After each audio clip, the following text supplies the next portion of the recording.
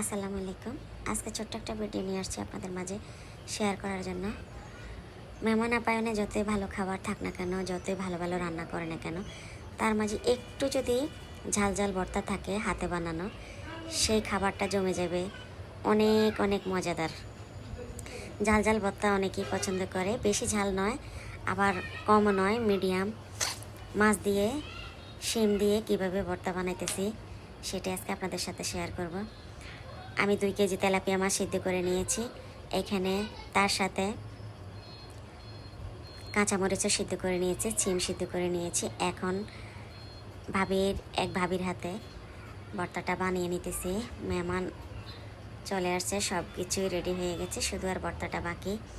এই ভর্তাটা বানাতেছি। ভর্তা অনেক বেশি তো, তাই হাতে বানানো সম্ভব নয়, এই কারণে পাটায় বাটতেছি। পাটায় বাটার ভর্তাটা তো অনেকেই জানেন খেতে কতটা মজা, যে খেয়েছে সে তো অবশ্যই জানবেন। তো তেলাপিয়া মাছটা ছিল 2 কেজি ওজনের তেলাপিয়া মাছ, সেদ্ধ করে নিয়েছি, এরপরে হালকা করে ভেজে নিয়েছি। তারপর কাটা ছাড়িয়ে পাটায় বেটে নিল। এখন বাটতেছে সিম, মরিচ সবগুলা বাটে নিয়েছে। পাটায় ধরতেছে না, তা তো দেখেই বুঝতেছেন অনেকগুলা ভর্তা। এখন পেঁয়াজ আর ধনিয়া পাতা বাটতেছে। মেহমান আসছে আমার, ছোটো ভাইয়ের শ্বশুর বাড়ি থেকে পিঠা নাস্তা নিয়ে। কী আনলো সামান্যটুকু দেখাতে পারলাম, আরগুলো দেখাতে পারতেছি না, একটু ঝামেলার ভিতরে ওগুলা রাখা হয়েছে। আমি যেটুকু সামনে পেয়েছি এটুকু দেখালাম। এখানে কী আনছে সেটা একটু পরে বলতেছি। এখন ভর্তাগুলা হাতে ভালো করে মিশিয়ে নিতেছি। পেঁয়াজ, কাঁচামরিচ, তেলাপিয়া মাছ, ধনিয়া পাতা। আমি কিন্তু এখানে একটা কথা বলতেছি, আমি কিন্তু মাছের সাথে কাঁচামরিচ সিদ্ধ করে নিয়েছি এবং কি সবগুলা বাটাবাটি হয়ে গেছে। এখন হাতে মাখিয়ে নিতেছে। ভর্তাটা দেখেই বুঝতেছেন কতগুলা ভর্তা।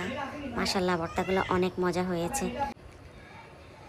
ভর্তাটা এতটাই মজা হয়েছে, মেহমানরা খেয়ে বলতেছে যে বানিয়েছে তার হাতে জাদু আছে। আরে ভাই, বানানোর আগে জিনিসটা যে তৈরি করেছে তার হাতে জাদু আছে। আপনি জিনিস যদি আগে তৈরি করার আগে, ভর্তা বানানোর আগে সব কিছু ভালো করে সিদ্ধ করে নেন, ভালো করে আপনার তেলে ভাজি নেন, তাহলে ভর্তাটা বানালে অবশ্যই মজা হবে। খুবই মজা হয়েছে ভর্তাটা। তো এই তো সব খাবার রেডি করতেছে, রান্না করা হয়েছে। তো যাই হোক, কী বলছি আর না বলছি সেটা আপনারাই বুঝতেছেন। আমি আসলে ভয়েস যাতে ভালোভাবে দিতে পারি না। তো এখন সব কিছু রেডি করা হয়েছে। ভিডিওর মাঝে কোনো ভুল থাকলে ক্ষমা দৃষ্টিতে দেখবেন।